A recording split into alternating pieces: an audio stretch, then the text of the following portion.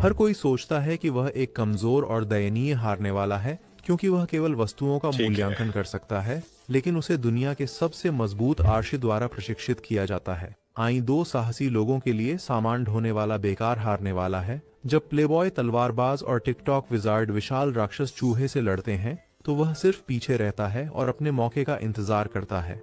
साहसी जल्दी ही चूहे को समाप्त कर देते हैं और फिर आई से कहते हैं कि अब उसकी बारी है कि वह लाश में से कुछ कीमती खोजे। वे उसे उसके जॉब क्लास अप्रेजर के कारण बुरा व्यवहार करते हैं और आई शिकायत भी नहीं कर सकता, क्योंकि वह जानता है कि वे सही हैं। उसकी दुनिया में एक बच्चे को जन्म के समय प्रकाश की देवी द्वारा एक जॉब क्लास दी जाती है, जबकि अंधकार की देवी एक कौशल देता है। कौशल कड़ी मेहनत और अनुभव के बाद विकसित किया जा सकता है, लेकिन नौकरी वर्ग कभी नहीं बदलता। सूची के शीर्ष पर रणनीतिकारों और जनरलों जैसे दुर्लभ काम होते हैं, जो केवल कुछ ही लोगों को मिलते हैं। उनके नीचे उच्च सामान्य काम होते हैं, जो मुख्य रूप से लड़ाई के लिए उपयुक्त होते हैं, और पिरामिड के नीचे निम्न सामान्य काम होते हैं, जैसे कि एन का मूल्यांकनकर्ता का काम। उसे लगा कि वह खजाना ढूंढकर अपने लिए बड़ा धन कमा सकता है, लेकिन अब वह दो साहसिक लोगों का सिर्फ एक नौकर है। वह राक्षस चूहे के शरीर की जांच करता है और पता चलता है कि यह एफ रैंक का है, लेकिन इसके दांत डी रैंक के हैं। वह उन्हें निकालने की कोशिश करता है, लेकिन वह उठा भी नहीं पाता, क्योंकि उसके हाथों में ताकत नहीं है। वह तलवारबाज जोरार्ड से मदद मांगता है, लेकिन वह बदमाश उस पर चिल्लाता है और उससे कहता है कि अपना काम खुद करे। वह कहता है कि एन का काम कचरे में मूल्यवान वस्तुएं खोजना है, और अगर वह यह भी नहीं कर सकता तो उसे उनकी पार्टी में नहीं होना चाहिए। वह एन के सिर पर पत्थर मारता है, जिससे वह गुस्से में आ जाता है, लेकिन जब तलवारबाज उसे घूरने के लिए लात मारता है तो एन मोहरा बनकर माफी मांगता है। उसके पास कोई चारा नहीं है। वह अपने नंगे हाथों से चूहे की लाश को फाड़ता है, जबकि दोनों साहसी उसके और उसके काम के वर्ग के बारे में बात करते हैं। वे कहते हैं कि उन्होंने उसे अपनी पार्टी में शामिल होने देने का एकमात्र कारण यह है कि उन्हें पूरी राक्षस की लाशें गिल्ड तक ले जाकर मूल्यांकन कराने की जरूरत नहीं होती, और उसे इसके लिए उनका आभारी होना चाहिए। वह जानता है कि उसे अमीर बनने के लिए साहसी के रूप में काम करते रहना होगा, इसलिए वह अपनी निराशा को उसी तरह निगलता है जैसे अपने चाचा के दही को। वह जॉर्ड और जादूगर लड़की जेलिन का पीछा करता रहता है, जो अचानक एक शक्तिशाली राक्षस की लाश पाते हैं, जिसे हेलहाउंड कहा जाता है। वे सोचते हैं कि यह उनका भाग्यशाली दिन है, क्योंकि हेलहाउंड के अंग बहुत महंगे बिक सकते हैं, और आई को तुरंत काम पर लग जाने को कहते हैं। वह उन्हें बताता है कि यह व्यवस्था संदिग्ध लगती है, क्योंकि हेलहाउंड्स तो इस मंजिल पर मिलते भी नहीं हैं, लेकिन वे उसे कहते हैं कि ऐसी चीजों के बारे में सोचना बंद करो जो तुम्हारे वेतन स्तर के ऊपर है। वे उसे लाश के पास धकेलते हैं, और जब वह उसे खोल रहा होता है, वे दूरी पर एक और लाश देखते हैं। वे उत्सुकता पूर्वक आइन से उसे परखने और उसके शरीर से सभी कीमती हिस्से निकालने के लिए कहते हैं। हालांकि आइन घबरा जाता है, क्योंकि गिल्ड द्वारा दिए गए नक्शे के अनुसार यह हिस्सा सुरक्षित नहीं है। वह तलवारबाज को यह समझाने की कोशिश करता है कि उसे इस पूरे मामले के बारे में बुरा अनुभव हो रहा है, लेकिन वह मिस्टर उसे डरपोक न बनने की सलाह देता है अगर वह अपनी नौकरी बचाना चाहता है। वह धमकी देता है कि अगर वह अभी छोड़ देगा तो उसे बिना वेतन के निकाल दिया जाएगा, और एन के पास उसका पालन करने के अलावा कोई विकल्प नहीं है। जल्द ही वे कालकोठरी के एक अन्य भाग में पहुंचते हैं, और उनके सामने नरक के कुत्तों के शव बिखरे पड़े हैं। जॉर्ड और जोलिन को लगता है कि वे खजाने के एक ढेर पर चलकर आए हैं, लेकिन केवल आयन को एहसास होता है कि वे एक जाल में आ गए हैं। वह उनसे स्थिति के बारे में सोचने को कहता है, क्योंकि अगर यह कोई साहसी व्यक्ति होता जिसने इन नरक के कुत्तों को मारा होता, तो वे पहले ही मूल्यवान सामग्री ले गए होते। दुर्भाग्यवश छोटी सोच वाला जॉर्ड तर्क को नहीं समझ सकता, और वह आइन से चुप रहने को कहता है। अचानक आइन नरक श्वानों की भीड़ की ओर इशारा करता है, जो उनकी ओर आ रही है, और भय के कारण सभी स्तब्ध हो जाते हैं। आइन नरक श्वानों के जबड़ों पर खून देखता है और समझता है कि मृत नरक श्वान गिरोह युद्ध के शिकार थे। दो साहसी अपनी पैंट गीली कर देते हैं, क्योंकि वे एक भी नर्क के कुत्ते को हरा नहीं सकते, और वे उनसे भाग भी नहीं सकते। जॉर्ड के अचानक एक विचार आता है, और वह जोलिन से कहता है कि उन्हें आइन को चारे के रूप में इस्तेमाल करना चाहिए। आइन यह सुनकर घबरा जाता है, लेकिन वह खुद का बचाव नहीं कर पा रहा है, क्योंकि वह उस पर एक लकवा मारने वाला जादू कर देता है। आइन जमीन पर गिर जाता है, हिलने डुलने में असमर्थ, और दोनों कमीने जहन्नुम के कुत्तों को छिड़ाकर भाग जाते हैं। एन अब पूरी तरह से भ्रमित है, लेकिन जब नर्क के कुत्ते उसे काटते हैं तो दर्द उसे होश में लौट आता है और लकवा तोड़ देता है। वह एक पत्थर का उपयोग करके नर्क के कुत्तों को खुद से दूर करता है और फिर उनके ध्यान को भटकाने के लिए अपने बैग में रखे खाने को उन पर फेंक देता है। वह लंगड़ाता हुआ कालकोठरी से बाहर निकलने की कोशिश करता है, लेकिन उसके डर के लिए ज़ोर्ड और जोलीन ने निकलने का रास्ता बंद कर दिया है। सौभाग्य से पास में एक और रास्ता है, लेकिन वह उसे भी एक बंद गली में ले जाता है। तभी आइन को नर्क के कुत्तों की आवाज उसकी ओर आती सुनाई देती है और उसे एहसास होता है कि वह वैसे भी मरने वाला है। वह अपने बेकार नौकरी को कोसता है जिसने उसे पूरी जिंदगी तकलीफ दी, और सोचता है कि अगर उसके मन में साहसी बनने का सपना नहीं होता तो उसने एक लंबी सामान्य जिंदगी जी होती। उसे एहसास होता है कि अफसोस करने में अब बहुत देर हो चुकी है, और फिर वह पैराशूट के बिना चट्टान से स्काई डाइव करने का फैसला करता है, क्योंकि नरक के कुत्तों द्वारा मारे जाने से वह कम दर्दनाक होगा। वह चट्टान से कूद जाता है, यह सोचते हुए कि उसने हमेशा एक हारे हुए की तरह जिया और मरा, और लंबे समय तक गिरने के बाद अंत में जमीन पर आकर लगता है। वह घातक रूप से घायल है, लेकिन अभी तक पूरी तरह से मरा नहीं है। और फिर अचानक एक सफेद ड्रेस में एक सुंदर लड़की उसके सामने प्रकट होती है। वह ग्लिच करती है और बार बार करती रहती है, गायब होना, फिर उसके पास चलते हुए दिखाई देना और फिर उसके माथे पर चूमना। एन उसकी एक झलक ही देख पाता है, इससे पहले कि वह बेहोश हो जाए, और जब वह फिर से अपनी आंखें खोलता है तो लड़की वहां नहीं होती है। हालांकि उसके सभी चोटें चमत्कारिक रूप से ठीक हो गई हैं, और वह पाता है कि वह एक विशाल पेड़ की जड़ में एक छोटे से तालाब में है। आइन पानी का विश्लेषण करने की कोशिश करता है कि क्या वह इसे पी सकता है, और वह हैरान रह जाता है जब उसे पता चलता है कि यह पानी एक एस रैंक वस्तु है जिसे इग्गड्रासिल ड्रॉप्स कहते हैं, जो तुरंत किसी भी चोट या बीमारी को ठीक कर सकती है। फिर वह विशाल पेड़ का मूल्यांकन करता है और पाता है कि यह यग्द्रसिल या विश्व वृक्ष है, जो अनंत मात्रा में मना जीवन ऊर्जा उत्पन्न करता है। एन यह जानकर स्तब्ध हो जाता है, क्योंकि उन्हें ज्ञात एकमात्र विश्व वृक्ष बहुत समय पहले सूख कर लुप्त हो गया था। विश्व वृक्ष सभी लोगों के लिए मना का एकमात्र स्रोत था, लेकिन इसके गायब होने के बाद भी लोग मना का उपयोग कर सकते थे। इससे विद्वानों को यह विश्वास हुआ कि और भी विश्व वृक्ष हैं, और उन्होंने उन्हें खोजने की बहुत कोशिश की, लेकिन कभी सफलता नहीं मिली।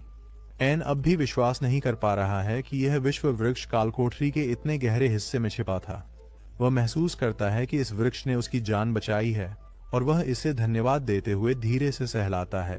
वह एक धीमी कराह सुनता है, लेकिन आसपास कोई नहीं है, तो वह सोचता है कि यह बस उसका मन ही है जो उसे भ्रमित कर रहा है। फिर वह जोखिम उठाने और सतह तक पहुंचने का रास्ता खोजने के लिए डंजियन का अन्वेषण करने का निर्णय लेता है। वह पेड़ की ओर मुड़ता है और जाने से पहले एक बार और धन्यवाद करता है, और पहले की लड़की उसे जवाब देने की कोशिश करती है, लेकिन उसके मुंह से शब्द नहीं निकलते। इन सिर को कालकोठरी की ओर बढ़ता है, सोचते हुए कि यह जगह पार करना वास्तव में कठिन होना चाहिए, क्योंकि यहाँ तक गिल्ड भी इतनी गहराई तक नहीं पहुंच पाया है। वह फिर भी आगे बढ़ता रहता है, क्योंकि उसके पास कोई और विकल्प नहीं है। वह कुछ समय तक किसी राक्षस से नहीं मिलता और अपनी चौकसी कम कर देता है, और फिर अचानक एक तेज हमला उसकी कान काट देता है और उसे वैन गॉग बना देता है। आइन घबरा जाता है, लेकिन कुछ करने से पहले ही एक और तेज हमला उसकी उंगलियां काट देता है। उसके सामने एक एस रैंक का राक्षस आता है, जिसकी हमले की शक्ति अधिक नहीं है, लेकिन उसकी गति असाधारण है। राक्षस आइन को भागने का मौका भी नहीं देता और उस पर तेजी से वार करता है। आइन फिर से पेड़ की ओर रेंगने की कोशिश करता है, और राक्षस लगभग उसे छेदने ही वाला होता है, लेकिन फिर वह रुक जाता है। आइन पीछे मुड़कर देखता है कि क्या हो रहा है, और देखता है कि सभी राक्षसों का बड़ा बाप यहाँ आ गया है ताकि राक्षस को टुकड़े टुकड़े कर सके। भयंकर काला भालू आंख के राक्षस को मार देता है और फिर आइन के चेहरे पर पंजा मारता है, जिससे वह कुछ हद तक अंधा हो जाता है। आइन दर्द से चीखता है और फिर भालू उसे पकड़ लेता है, उसकी हड्डियां तोड़ने के लिए उसे दबाता है। आइन को यकीन है कि यही उसका अंत है, लेकिन फिर अचानक कोई भालू पर हमला करता है और उसे एक ही वार में मार देता है। एन सिर्फ उस व्यक्ति की छोटी सी छवि देख सकता है जिसने उसकी मदद की, और उसे यह कहते हुए सुनता है कि वह उसकी मदद करने आया क्योंकि कोई खास व्यक्ति ने उसे ऐसा करने को कहा था। इसी के साथ आइन की चेतना खो जाती है, और जब वह जागता है तो वह फिर से विश्व वृक्ष के आधार पर होता है। पूरी तरह से ठीक हो गया है और उसकी घायल आंख बदल चुकी होती है। अचानक वह अपने सामने सफेद पोशाक में लड़की को देखता है, जो चाय का कप हाथ में लिए हुए मुस्कुरा रही है। और एन उसकी अलौकिक सुंदरता से तुरंत मोहित हो जाता है। आइन लड़की को देखते रह नहीं सकता, लेकिन फिर उसके बगल में एक लोली दिखाई देती है और उससे अपनी बेटी के बारे में कोई मजाकिया विचार न रखने के लिए कहती है। आइन को समझ नहीं आता कि क्या हो रहा है और यह लोली, जो मेरे करियर ग्राफ से भी फ्लैटर है, लड़की को अपनी बेटी क्यों कह रही है। लोली उससे कहती है कि अपनी बेटी के प्रति असभ्य होना बंद करे और चाय पिए जो उसने विशेष रूप से उसके लिए बनाई है। वह लगभग एन के गले में चाय डाल देती है और उसे लगता है कि यह वास्तव में स्वादिष्ट है। फिर उसे पता चलता है कि लोली का नाम उर्सुला है, जो वर्ल्ड ट्री की संरक्षक है, और सुंदर लड़की यूरी उसकी असली बेटी नहीं है। उर्सुला कहती है कि वह तो इंसान जैसे लोली जीवन रूप को बचाना भी नहीं चाहती थी, लेकिन चूंकि यूरी ने उससे विनती की, वह काल कोठरी में आई और एन को भालू से बचाया। आइन अब भी इस बात पर अटका हुआ है कि उर्सुला विश्व वृक्ष की संरक्षक है और वह समझाती है कि दुनिया में 9 विश्व वृक्ष हैं और उनके पास एक संरक्षक होता है जो उनकी देखभाल करता है और उन्हें खतरों से बचाता है। फिर वह एन पर यह बम गिराती है कि यूरी इंसान नहीं है, बल्कि स्वयं विश्व वृक्ष की आत्मा है, और चूंकि उर्सुला ने शुरू से उसकी देखभाल की है, यूरी उसे अपनी मां मानती है। एन टिप्पणी करता है कि यूरी वास्तव में बहुत सुंदर है और उर्सुला इस बात से खुश नहीं है कि वह उसकी बेटी पर फिदा हो रहा है।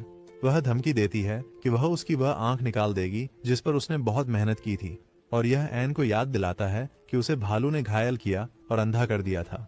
उर्सुला उसे बताती है कि विश्व वृक्ष की बूंदों ने उसे ठीक कर दिया, लेकिन वे उसकी आंख को ठीक नहीं कर सकी। हालांकि यूरी चाहती थी कि वह फिर से देख सके और भी मजबूत बने, इसलिए उर्सुला ने उसके लिए विश्व वृक्ष के भागों का उपयोग करके एक विशेष आंख बनाई। आइन यह सुनकर चकित हो जाता है और यूरी से पूछता है कि वह उसके बारे में इतनी चिंता क्यों करती है। वह उसे बताती है कि यह इसलिए है क्योंकि उसने उसका धन्यवाद किया था। उर्सुला यह बात और स्पष्ट करती है, आइन से पहले भी अन्य साहसी लोग यहाँ गिरे हैं और यूरी ने सभी को बचाया, लेकिन किसी ने भी उसका धन्यवाद नहीं किया।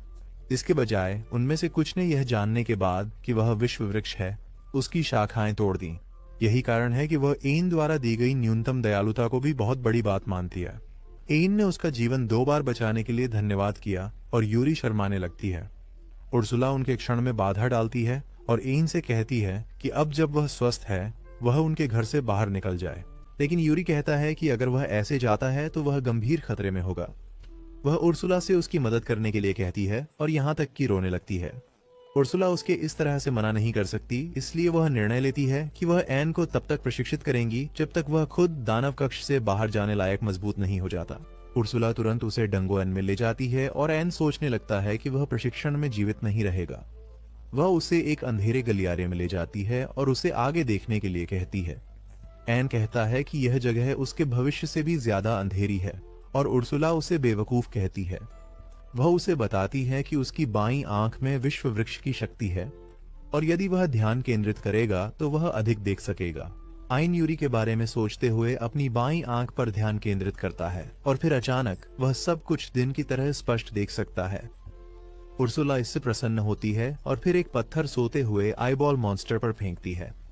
मॉन्स्टर जाग जाता है और कमरे के चारों ओर उत्पात मचाने लगता है और उर्सुला आइन से कहती है कि उसका पहला पाठ यह है कि वह सभी हमलों को अपने मूल्यांकन कौशल का उपयोग करके चकमा दे। एन उसे बताता है कि मूल्यांकन कौशल ऐसा काम नहीं करता, लेकिन उर्सुला इस बेवकूफ से तंग आ चुकी है जो कोशिश करने से पहले ही हार मान लेता है। वह उसे बताती है कि उसकी आत्मा की आंख मूल्यांकन कौशल को अलग ढंग से इस्तेमाल कर सकती है और वह इसे आंख की पत्थर पर आजमाता है और पाता है कि यह अगली बार उसके दाहिने कान को निशाना बनाएगा। आइन खुश है कि वह राक्षस की गति को पढ़ सकता है, लेकिन इससे उसे कोई मदद नहीं मिलती क्योंकि राक्षस फिर भी उसके कान तक पहुंच जाता है और उसे काट देता है। उर्सुला तुरंत उनके चारों ओर एक बाधा बनाती है और फिर वर्ल्ड ट्री ड्रॉप्स से आइन का कान ठीक करती है। उसे बताती है कि वह उसे ठीक करने जा रही है, चाहे वह कितना भी घायल क्यों न हो, जिसका मतलब है कि वह प्रशिक्षण अधूरा नहीं छोड़ेगा। वह बाधा को हटा देती है और नेत्रगोलक राक्षस उसे फिर से हमला करता है। एन पढ़ता है कि यह उसके बाएं पैर पर हमला करने वाला है और फिर सटीक समय जानने के लिए सराहनीय कौशल का फिर से उपयोग करता है। इसके लिए धन्यवाद। वह हमले से बच जाता है, लेकिन जब वह उत्साहित होकर उर्सुला को इसके बारे में बताता है तो राक्षस उसे पीछे से हमला करता है। वह उसे कहती है कि केवल एक बार सफल होने पर घमंड न करे और उसे एहसास होता है कि वह सही है। वह एक पूरे सप्ताह तक राक्षस के हमलों से बचने का प्रशिक्षण लेता है और अब वह हमले के स्थान और समय का एक साथ विश्लेषण कर सकता है। वह सभी हमलों से बचने में सक्षम है, लेकिन हर बार जब वह इसे लेकर आत्ममुग्ध होता है तो आंखों वाला राक्षस उसे अचेत अवस्था में पकड़ लेता है और उस पर हमला करता है। उर्सुला हमेशा की तरह उसे ठीक करती है और फिर कहती है कि उसने पहला प्रशिक्षण पास कर लिया है और अब यह भाग 2 का समय है। वह उसे कहती है कि अब उसे आईबॉल बैट को हराना है और आइन कहता है कि उसका जॉब क्लास लड़ाई के लिए उपयुक्त नहीं है। उर्सुला उसे बताती है कि वह शिकायत करना बंद करे और फिर उसे विश्व वृक्ष की एक शाखा देती है जिसे यूरी ने खुद तोड़ा था ताकि वह इसे हथियार के रूप में इस्तेमाल कर सके। वह आइन से कहती है कि इसे अच्छे से इस्तेमाल करो और दुश्मन को इससे हराओ। आइन चुनौती स्वीकार करता है, सोचता है कि अब जब वह राक्षस की गति को पूर्वानुमानित कर सकता है तो वह उसे आसानी से गिरा सकता है। हालांकि वह पाता है कि उसकी चोटें इतनी तेज नहीं हैं कि चमगादड़ राक्षस को मार सकें। वह उर्सुला से कुछ सुझाव देने को कहता है और वह उसे आत्मा नेत्र का उपयोग करके इसे समझने के लिए कहती है। एन ने पूरी तरह से राक्षस की चाल पर ध्यान केंद्रित करने का फैसला किया और फिर अचानक वह अपने मूल्यांकन कौशल के एक उन्नत संस्करण का उपयोग करने में सक्षम हो जाता है। जब वह सुपर अप्रेज स्किल का उपयोग करता है तो वह राक्षस की चाल को धीमी गति में देख सकता है। वह इस मौके का फायदा उठाकर जवाबी हमला करता है और सिर्फ एक वार में राक्षस को जमीन में पटक देता है। एन अपनी अब की ताकत से चकित है, लेकिन उर्सुला उसे सिर पर कराटे चॉप देकर कहती है कि सिर्फ इससे इतना आत्मविश्वास मत बढ़ाओ। वह उसे अगला कार्य देती है जो इस मंजिल के सभी आंखों वाले बैट राक्षसों को हराने का है और एन इसे उर्सुला की अपेक्षा से पहले ही कर लेता है। वह उसे बताती है कि अब समय आ गया है उसके अगले पाठ का और वह यह है कि वह आईबॉल मॉन्स्टर की क्षमताओं का मूल्यांकन करे और उन्हें अपनी बनाए। एन कहता है कि यह तो संभव ही नहीं है, लेकिन उर्सुला उसे बताती है कि यह इंसानों के लिए असंभव है, लेकिन स्पिरिट आई के साथ वह यह कर सकता है। एन इसे आजमाने का निर्णय लेता है और कुछ देर तक राक्षस को घूरने के बाद वह अचानक उसका सुपर एक्सेलरेशन कौशल प्राप्त कर लेता है।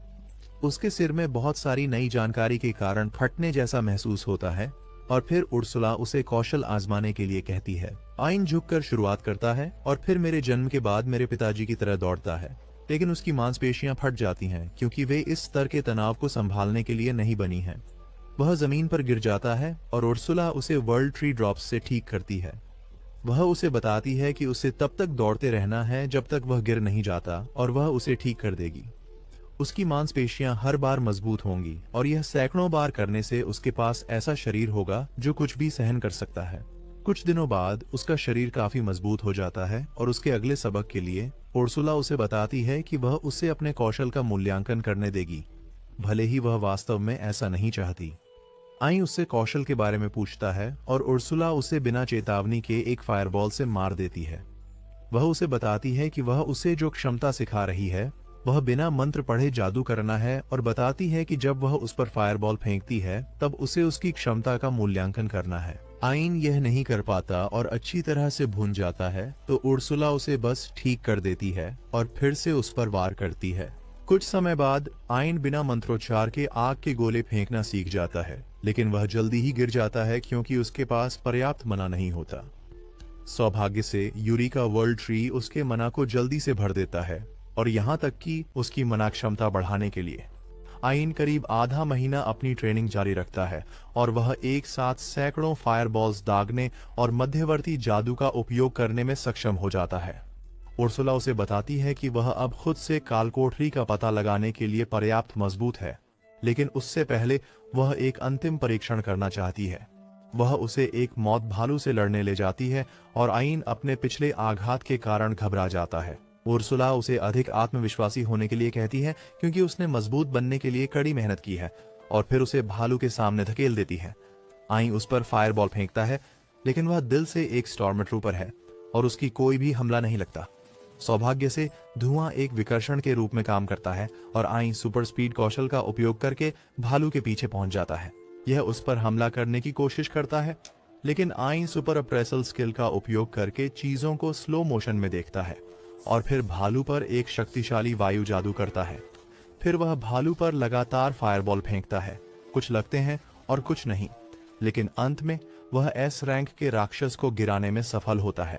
फिर वह मौत भालू की क्षमताओं का मूल्यांकन करता है और एस+ रैंक कौशल स्टील कटर को अवशोषित करता है, जो उसके हमलों को असाधारण मजबूती और भेदन शक्ति प्रदान करता है। जब वह कौशल को अवशोषित करने के बाद सिरदर्द से उबर रहा होता है, उर्सुला उसे बताती है कि उसने अपना प्रशिक्षण पूरा कर लिया है और अब वह अपने आप कालकोठरी पर चढ़ने के लिए तैयार है। फिर वह उसे विश्व वृक्ष के पास ले जाती है और उसे आभारी होने के लिए कहती है, क्योंकि वह उसे जाने से पहले अंतिम उपहार देने जा रही है। उपहार विश्व वृक्ष का शेष आत्मा कोर है और आयंस कहते हैं कि वह इसे नहीं ले सकते क्योंकि यह वास्तव में मूल्यवान है। उर्सुला उसे बताती है कि वे बस उसे शक्ति उधार दे रहे हैं, क्योंकि एक बार जब वह मर जाएगा तो कोर स्वतः ही विश्व वृक्ष में लौट आएगा। वह अपनी जादुई शक्ति का उपयोग करके आत्मा के कोर को आयंस की कृत्रिम आंख के साथ मिलाती है, लेकिन उसे कोई अंतर महसूस नहीं होता। पुराना व्यक्ति उससे कहता है कि उसकी तरह एक मूर्ख को इसका वास्तविक शक्ति समझने में बहुत समय लगेगा। फिर एइन्स यूरी की तरफ मुड़कर उनका धन्यवाद करने की कोशिश करता है, लेकिन वह कहीं नजर नहीं आती। वह पूछता है कि वह कहाँ है और यूरी उसके कृत्रिम आंख के अंदर से जवाब देती है, फिर अपने मानव रूप में प्रकट होती है। आयन यह नहीं समझ पाता कि क्या चल रहा है, इसलिए उर्सुला समझाती है कि चूंकि उसकी आंख में विश्व वृक्ष का आत्मा कोर है, यह मूल रूप से विश्व वृक्ष का स्थानापन्न है। इसका मतलब यूरी इसके अंदर रह सकती है और इस तरह वह उसके साथ रहेगी चाहे वह कहीं भी जाए। यूरी उत्साहित होकर एन से कहती है कि वह अपनी वर्ल्ड ट्री ड्रॉप्स का उपयोग करके उसे सभी चोटों और बीमारियों से ठीक कर देगी, और हालांकि वह इसके लिए आभारी है, वह उर्सुला से पूछता है कि क्या उसके लिए विश्व वृक्ष की आत्मा को अपने साथ ले जाना ठीक है।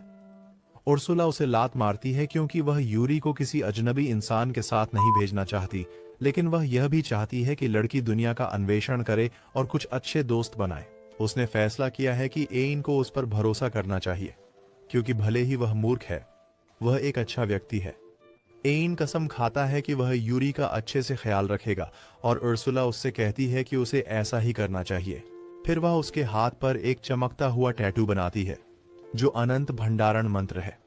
इसके बाद वह एक आत्मा तलवार निकालती है जिसे उसने यूरी द्वारा दिए गए कच्चे माल से बनाया था, और एन से कहती है कि उसे अपनी भंडारण में रख ले। इससे पहले कि वह ऐसा कर सके, उर्सुला उसकी सामान्य पर चोट करती है और फिर उसे एक जादुई पत्थर निगलने के लिए मजबूर करती है ताकि यह उसकी घायल आंख की जगह ले सके। एन उससे पूछता है कि उसने अभी किया क्या, और वह समझाती है कि उसकी दाहिनी आंख अब एक अदृश्य पत्थर से बदल गई है जो उनके दिमागों को जोड़ देगा। उसका उपयोग करके वे कभी भी एक दूसरे से बात कर सकते हैं और उर्सुला वह सब कुछ देख सकती है जो आयन देख रहा है। वह उससे कहती है कि अगर उसने उसे अपनी बेटी के बहुत करीब जाते या उसके प्रति किसी भी तरह की हरकत करते हुए देखा तो वह उसे ढूंढेगी और उसे मार डालेगी। इसके बाद आयन यूरी से पूछता है कि क्या उसके पास सतह पर पहुंचने के बाद कोई खास योजना है, और वह कहती है कि वह अपनी बहनों से मिलना चाहती है। उर्सुला समझाती है कि मूल रूप से केवल एक विशाल विश्व वृक्ष था, लेकिन वह 9 भागों में बंट गया और यूरी उनमें से केवल एक है।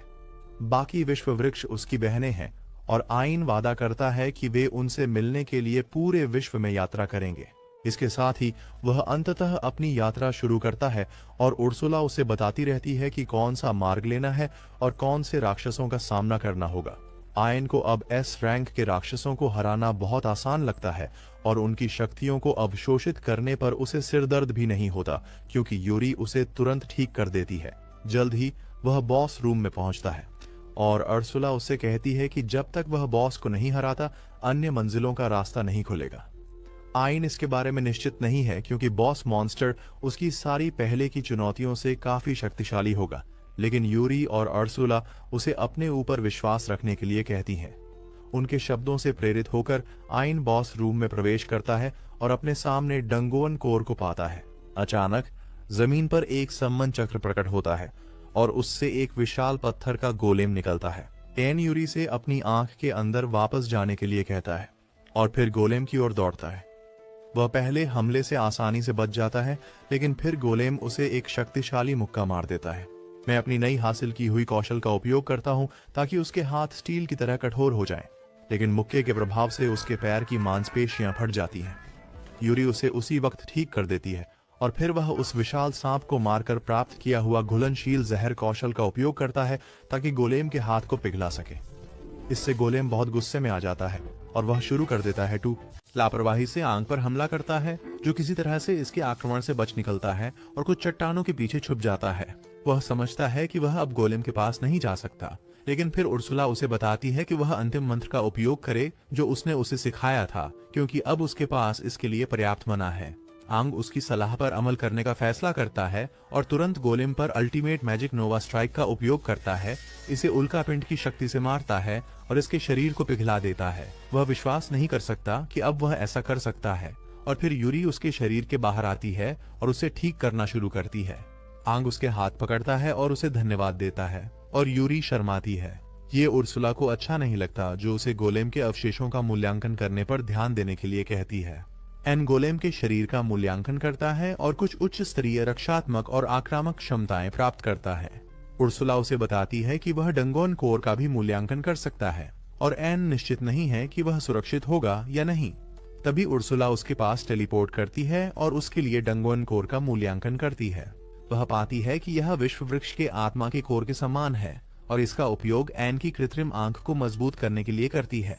वह उसे बताती है कि वह और अधिक डंगोनन बॉस को हरा सकता है और कोर का उपयोग अपनी आत्मा आंख की शक्ति को बढ़ाने के लिए कर सकता है और इससे वह और भी ताकतवर बन जाएगा।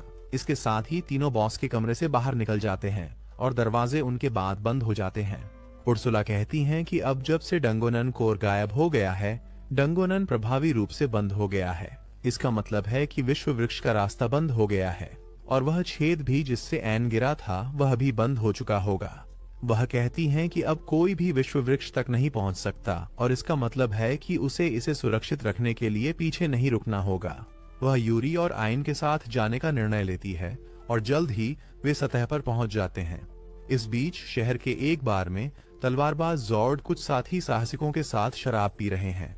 वह उन्हें कहानी सुनाता है कि कैसे उनका दल काल कोठरी में नर्क के शिकारी कुत्तों से घिर गया था और वे सोचते थे कि वे जीवित नहीं बच पाएंगे, लेकिन फिर वह तथ्यों को मोड़कर कहता है कि आइन ने दूसरों को बचाने के लिए खुद को बलिदान करने का निर्णय लिया था।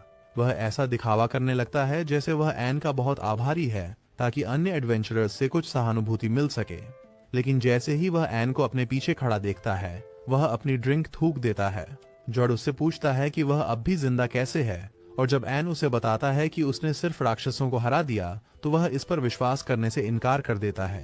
दूसरे एडवेंचरर्स जॉर्ज से कहते हैं कि उसे खुश होना चाहिए क्योंकि उसका उद्धारकर्ता जिंदा है, लेकिन एन उन्हें बताता है कि वह अभी झूठ बोल रहा था।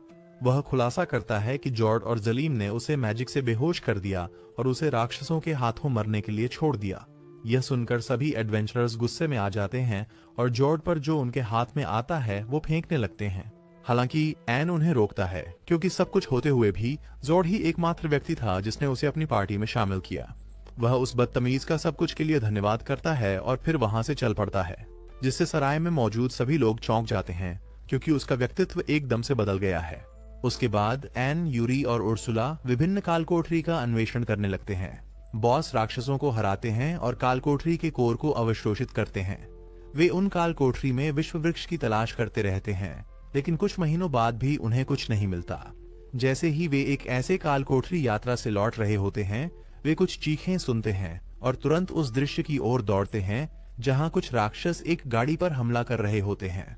एन जल्दी से राक्षसों को मारकर उनकी क्षमताओं को अवशोषित कर लेता है, जबकि यूरी और उर्सुला घायल सैनिकों की देखभाल करते हैं। फिर एन गाड़ी में गुलाबी बालों वाली लड़की की जांच करने जाता है, जो पहली नजर में उससे प्यार कर बैठती है और उससे चिपक जाती है। उसे नायक कहकर बुलाती है। एन इस पर भ्रमित और शर्मिंदा होते हैं, लेकिन फिर उसे पता चलता है कि लड़की क्लॉडिया है, राज्य की तीसरी राजकुमारी, और उसके साथ जो व्यक्ति है वह जैस्पर है, व्यापारी गिल्ड का नेता है। राजकुमारी एन और उसके समूह को धन्यवाद देने के लिए अपने महल में आमंत्रित करती है और इसके बाद वह उन पर झपटने के लिए तैयार हो जाती है। हालांकि यूरी उनके बीच में आ जाती है और घोषणा करती है कि वह एन की पत्नी है।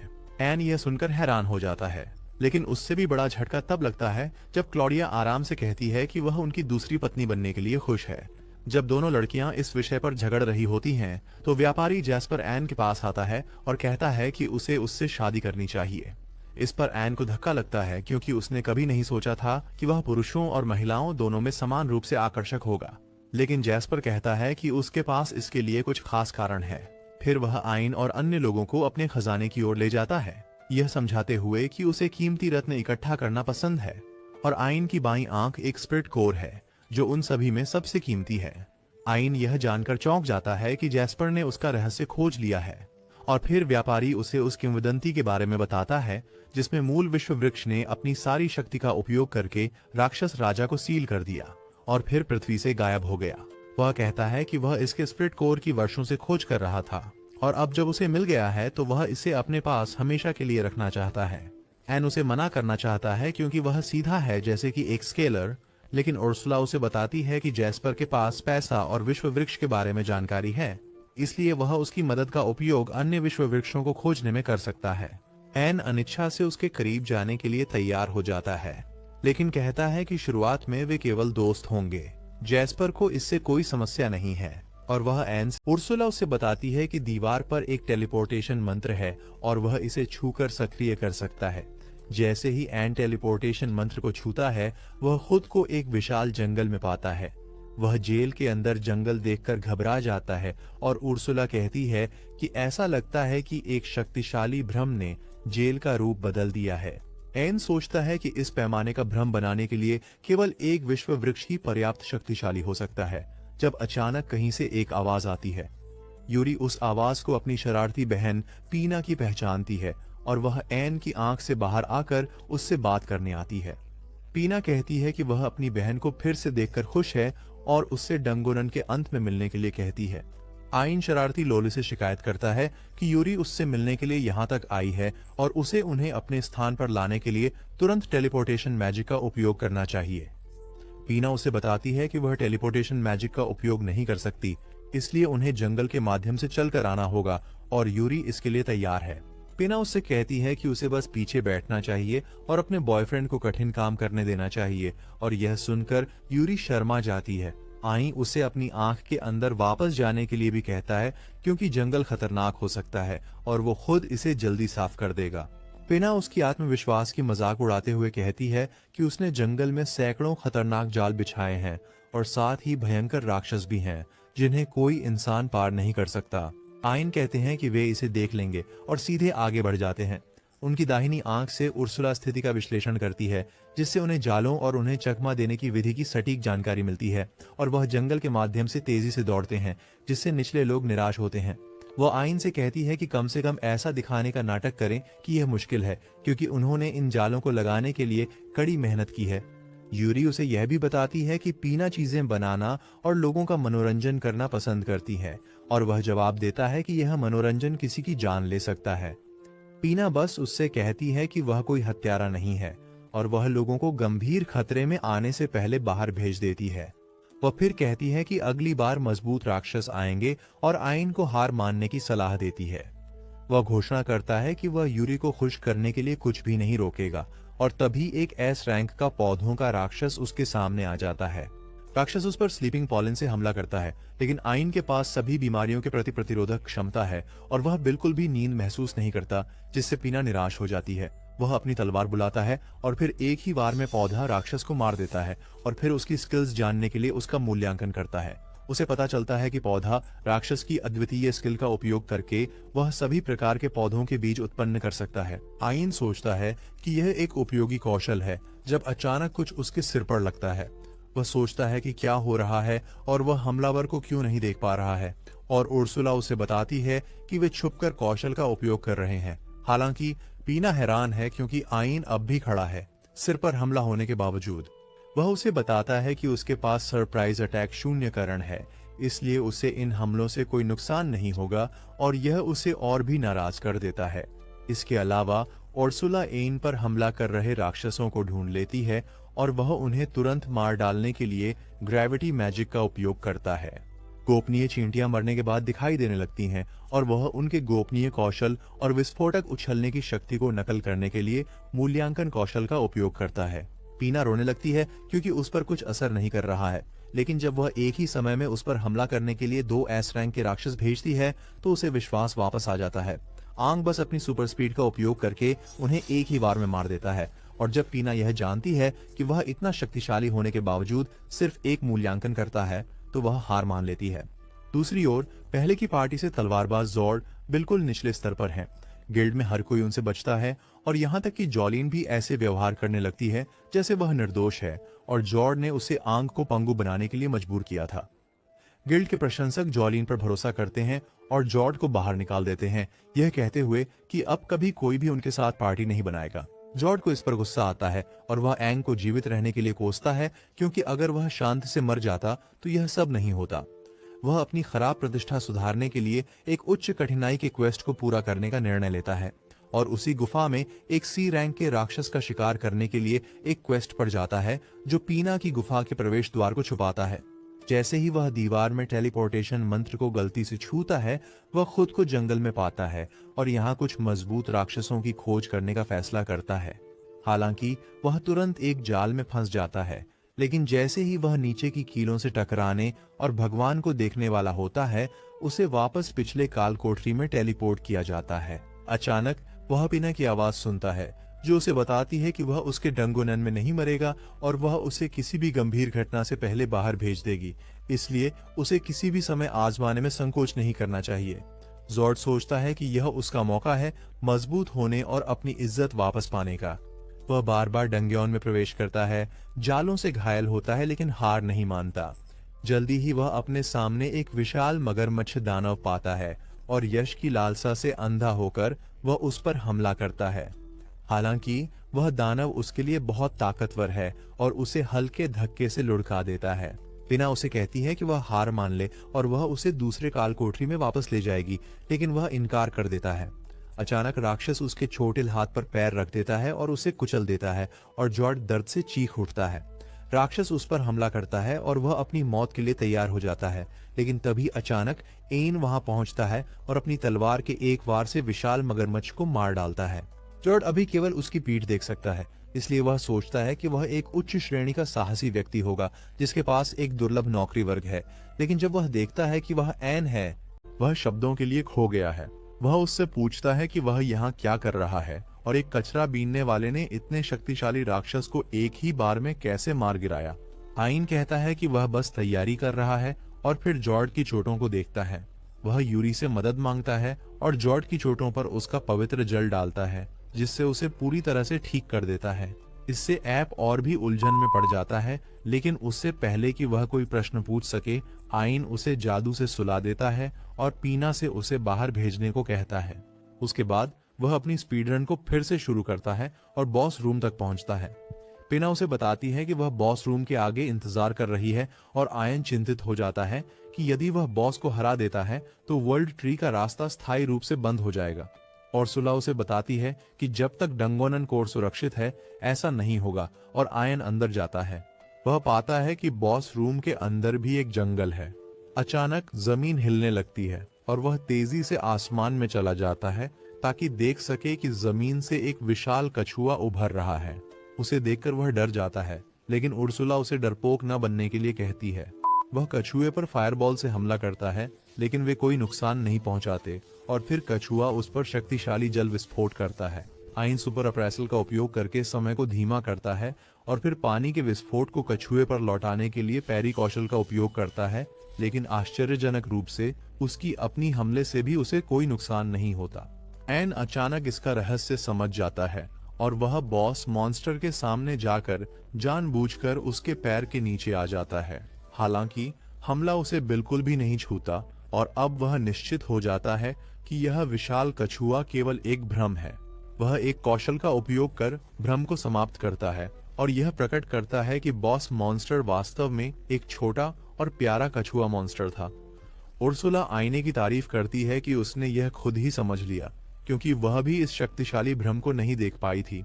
फिर आईने उस बच्चे कछुए को उठाती है और उसका मूल्यांकन करती है, जिससे पता चलता है कि वह सृष्टि के 4 मिथकीय जानवरों में से एक का बच्चा है।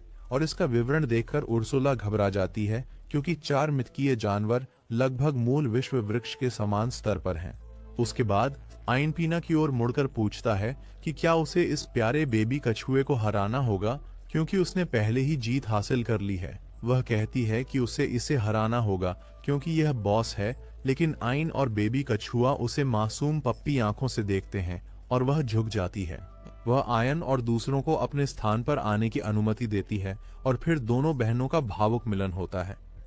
फिर पीना जल्दी से काम की बात पर आती है और यूरी से पूछती है कि क्या वह भी उसके साथ आ सकती है क्योंकि वह काल कोठरी के अंदर रहकर बोर हो गई है। एन को इसमें कोई समस्या नहीं है क्योंकि इसका मतलब उसकी टीम में एक और लड़की और उसकी बाईं आंख में अधिक शक्ति होती है, इसलिए वह तुरंत सहमत हो जाता है। उसके बाद बच्चा कछुआ एन के कंधे से नीचे उतरता है और एक लड़की में बदल जाता है। वह अपना परिचय कुरोहाइम के रूप में देती है, जो पीना की अभिभावक और दिव्य जानवर जैनबू की बेटी है। एन इसे देखकर हैरान हो जाता है, लेकिन उससे भी ज्यादा चौंकी हुई है उर्सुला, जो ध्यान की स्थिति में चली जाती है और कूरो से बात करने लगती है जैसे कि वह स्कूल में सबसे सख्त शिक्षक हो।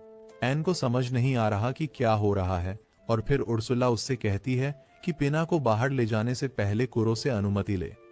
वह अनुमति मांगने के लिए कुरो के सामने घुटनों पर बैठ जाता है और वह खुशी से सहमति देती है। वह एन को एक सेज स्टोन देती है क्योंकि वह भी उसके साथ दुनिया देखना चाहती है। शीघ्र ही उर्सुला पीना के आत्मा कोर को संसाधित करती है और इसे आयन की आत्मा आंख के साथ बढ़ावा देती है, इसे स्तर बढ़ाती है। वह शक्ति प्राप्त कर खुश होता है, लेकिन यूरी को अपनी बहन के साथ मुस्कुराते हुए देखकर वह और अधिक खुश होता है। अब 6 और बहनें बची हैं और वह यूरी को सभी के साथ मिलाने की योजना बना रहा है। अगले दिन व्यापारी जेस्पर एन को एडवेंचरर्स गिल्ड ले जाता है। एन उनके साथ वहां जाकर घबराया हुआ है क्योंकि उसे डर है कि लोग सोचेंगे कि वह एक ऐसा लड़का है जिसने अपनी प्रतिष्ठा एक अमीर शुगर डैडी को बेच दी है। हालांकि जेस्पर उसे खुद पर अधिक विश्वास करने के लिए कहता है क्योंकि वे सबको उसका असली मूल्य दिखाएंगे। जल्द ही रिसेप्शनिस्ट वहां आती है और जेस्पर का बड़े उत्साह से स्वागत करती है। वह गिल्ड मास्टर को बुलाने वाली होती है, लेकिन जेस्पर कहता है कि वह आज गिल्ड के साथ कोई आधिकारिक काम नहीं रखता है और वह यहाँ सिर्फ अपने दोस्त द्वारा गिल्ड को बेचे जाने वाले सामान खरीदने के लिए है। रिसेप्शनिस्ट आइन से उनकी एडवेंचर लाइसेंस के लिए पूछती है और जब उसे पता चलता है कि वह एफ रैंक के मूल्यांकन करता है तो वह उन पर चिल्लाती है, कहती है कि किसी भी हालत में वह राक्षसों का शिकार नहीं कर सकते। इमारत के बाकी लोग भी एन का मजाक उड़ाने लगते हैं, सोचते हुए कि वह जेस्पर को ठगने की कोशिश कर रहा था। एन सभी के ताने सुनकर घबरा जाता है, लेकिन जेस्पर उससे कहता है कि वह उन्हें दिखाए कि वह क्या लाया है। वह अपनी अनंत भंडारण से सभी दुर्लभ राक्षस ड्रॉप्स निकालता है और सभी उन वस्तुओं को देखकर हक्का बक्का रह जाते हैं जिनके बारे में उन्होंने सिर्फ सुना था। वे नहीं मानते कि कोई मूल्यांकन करता उन्हें खुद से एकत्र कर सकता है और वे आइन पर चोरी का आरोप लगाना शुरू कर देते हैं। वह महसूस करता है कि उसका आत्मसम्मान टाइटैनिक से भी नीचे चला गया है और गिल्ड में आने का पछतावा करता है। तभी एक टॉमबॉय मम्मी वहां आती है और सभी को चुप रहने के लिए कहती हैं क्योंकि किसी को उनके काम के आधार पर नहीं आंका जाना चाहिए। वे उन्हें गिल्ड मास्टर मेगन के रूप में पहचानते हैं और उनके सामने चुप हो जाते हैं। टॉमबॉय मम्मी तुरंत महसूस करती है कि आई की आंखों में कुछ खास है और इसी बीच रिसेप्शनिस्ट ने सत्यापित किया है कि वह जो सामान लाया है वे सभी असली हैं। जेस्पर घोषणा करता है कि आई ने उन सभी राक्षसों का शिकार खुद किया और वह व्यक्तिगत रूप से इसकी गारंटी देता है। रिसेप्शनिस्ट तुरंत आयन से माफी मांगती है और यहाँ तक कि मेगन भी उससे कहती है कि वह लड़की को उसके काम के आधार पर जज करने के लिए माफ कर दे। आयन को यह सुनकर अच्छा लगता है और जब वह मुस्कान के साथ उसका धन्यवाद करता है तो मम्मी उसे पसंद करने लगती हैं। वह उससे कहती है कि वह प्यारा दिखता है और वह उसे अपना बॉय टॉय बनाना चाहती है, लेकिन आयन घबरा जाता है क्योंकि उसे नहीं पता कि उसे क्या जवाब देना है। मेगन उससे कहती है कि उसके प्रस्ताव पर विचार करे क्योंकि वैसे भी वे एक दूसरे से अक्सर मिलेंगे और फिर अपने ऑफिस लौट जाती है। रिसेप्शनिस्ट आयन से कहती है कि वह उसकी लूट के मूल्य का अनुमान लगाने के लिए इंतजार करे, लेकिन फिर जेस्पर उसे छुपे हुए डंगोअन से वस्तुएं भी बाहर लाने के लिए कहता है। एडवेंचरर्स ये सुनकर सकते में आ जाते हैं कि आयन ने एक छुपा हुआ डंगोनन साफ कर लिया है और वे उसे सेलिब्रिटी की तरह मानने लगते हैं, लेकिन उसे ध्यान पसंद नहीं है और वह तुरंत वहां से भाग जाता है। बाद में जब वह गर्म पानी के स्नान में आराम कर रहा होता है, यूरी अचानक उसके पास आ जाती है और यह लड़का घबरा जाता है क्योंकि उसने पहले कभी किसी लड़की को बिना कपड़ों के नहीं देखा था। पिना भी अपनी बड़ी बहन का अनुसरण करती है और बाहर आती है। एन को चिढ़ाती है कि उसकी तीसरी टांग यूरी पर प्रतिक्रिया कर रही है। वह यूरी को भी चिढ़ाने लगती है, लेकिन फिर उर्सुला वहां आ जाती है और अपनी शक्तिशाली जादू से एन को टुकड़ों में उड़ाने वाली होती है क्योंकि उसने उसकी बेटी के शरीर पर गंदी नजर डाली। एन तुरंत बाहर भाग जाता है ताकि आगे की शर्मिंदगी से बच सके और उसे वहां कुरो आराम करती हुई मिलती है। वह एन को धन्यवाद देती है कि उसने उसे और पिना को अपने साथ ले लिया क्योंकि उसने लड़की को बहुत लंबे समय से इतना खुश नहीं देखा है। वह जवाब देता है कि वह बाकी की 6 बहनों को भी ढूंढने जा रहा है, लेकिन कुरो उदास हो जाती है क्योंकि वह बताती है कि 7 हैं। एन ये सुनकर हैरान हो जाता है और कुरो समझाती है कि सबसे पुराना विश्व वृक्ष दुनिया से गायब हो गया, लेकिन उसकी आत्मा का कोर पूरी तरह से नष्ट नहीं हुआ था। उसे यकीन है कि एकिडना, जो विश्व वृक्ष की आत्मा है, कहीं अपने संरक्षक के साथ जीवित है, लेकिन उन्हें नहीं पता कि उसे कहां ढूंढना है। अगले दिन आइन अच्छे मूड में उठता है और अन्य विश्व वृक्षों की खोज फिर से शुरू करने का फैसला करता है। वह जैस्पर के ऑफिस जाता है उससे बात करने के लिए, और आश्चर्य की बात है मम्मी मेगन भी वहां एक विशेष खोज के साथ उसके लिए मौजूद होती है। वह एन से कहती है कि उसका मिशन बेहेमोथ को हराना है, जो एक भयंकर ड्रैगन है जिसे राक्षस राजा ने बहुत पहले बनाया था। जब राक्षस स्वामी गायब हो गया तो बेहेमोथ भी उसके साथ गायब हो गया, लेकिन हाल ही में यह फिर से दिखाई दिया है। मेग नायन से कहती हैं कि वह एसएस रैंक के राक्षस को हराना चाहती है और जैस्पर स्पष्ट करते हैं कि यह मिशन उसकी जान ले सकता है। दोनों कहते हैं कि अगर एन यह जोखिम भरा मिशन नहीं लेना चाहता तो वे समझेंगे, लेकिन उसे इसे स्वीकार करने में कोई झिझक नहीं होती ताकि वह उनकी मदद कर सके। मेगन उसका धन्यवाद करती है और कहती है कि वह उसकी सफलता की कामना करेगी। अगले दिन आयन उस स्थान पर पहुंचता है जहां बेहेमोथ देखा गया था और उर्सुला उसे बताती है कि यह राक्षस एक प्राचीन पृथ्वी ड्रैगन है जो मना को अवशोषित कर सकता है और ऐसी गोलियां दाग सकता है जो अंतरिक्ष को चीर सकती हैं। वह आयन से कहती है कि बेहेमोथ दिन के समय रेत के नीचे छिपा रहता है और उसे बाहर निकालने के लिए कहती है। आयन अपनी तलवार बुलाता है और फिर अपनी अंतिम जादुई मंत्र का उपयोग करके जमीन में एक विशाल गड्ढा बनाता है। गुस्सैल ड्रैगन बाहर आता है और पूछता है कि किसने उसकी नींद में खलल डाला। वह आयन को देखता है जो कमजोर दिखाई देता है, लेकिन उसने अभी अभी एक मजबूत जादुई मंत्र डाला है। बेहेमोथ को याद आता है कि वह हमेशा से कितना शक्तिशाली रहा है क्योंकि राक्षस भगवान ने उसे ऐसे ही बनाया था। वह हमेशा किसी ऐसे व्यक्ति की तलाश करता रहा है जो उसे एक मनोरंजक लड़ाई दे सके और उसे अपने सामने लड़के में कुछ उम्मीद दिखाई देती है। वह आई से पूछता है कि वह कौन है और आई खुद को उसके बेहेमोथ को मारने वाले व्यक्ति के रूप में परिचय देता है। बेहेमोथ हंसते हुए कहता है कि वह दानव राजा द्वारा बनाया गया सबसे शक्तिशाली राक्षस है। आयन कहता है कि वह दानव राजा को भी हरा सकता है क्योंकि वह भी इतना शक्तिशाली नहीं होना चाहिए। ड्रैगन किसी भी अपमान को सह सकता है, लेकिन वह अपने मालिक पर कोई मानव ताना नहीं बर्दाश्त करता। वह मैजिक बुलेट्स से शूट करना शुरू करता है, लेकिन आयन उन्हें जल्दी से चकमा दे देता है। फिर आयन बेहेमोथ की ओर बढ़ता है और अपनी तलवार से उसका हाथ काट देता है। ड्रैगन विश्वास नहीं कर सकता कि उसकी मजबूत स्कैल्स इतनी आसानी से कट गईं और वह अपनी लड़ाई की शैली बदलने का निर्णय लेता है और जमीन में चला जाता है। वह आयन के ठीक नीचे से बाहर आता है और पूरा निगल लेता है, ये विश्वास करते हुए कि यह लड़ाई जीतने के लिए पर्याप्त है। हालांकि अगले ही पल उसका मुंह सैकड़ों टुकड़ों में फट जाता है और इसके बावजूद बेहेमोथ अपनी चेतना बनाए रखता है। उसे एहसास होता है कि यह उसकी पहली और अंतिम हार है और उसे अपने प्रतिद्वंद्वी को सिर्फ इसलिए कम नहीं आंकना चाहिए था क्योंकि वह एक इंसान था। बेहेमोथ ने आयन से पूछा कि उसने उसे कैसे हराया और वह बताता है कि उसने अपने अंतिम जादू को उसके शरीर के अंदर दागा।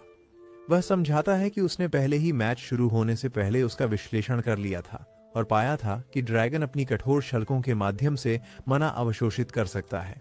इसका मतलब था कि उसे अंदर से हमला करना अधिक प्रभावी होगा।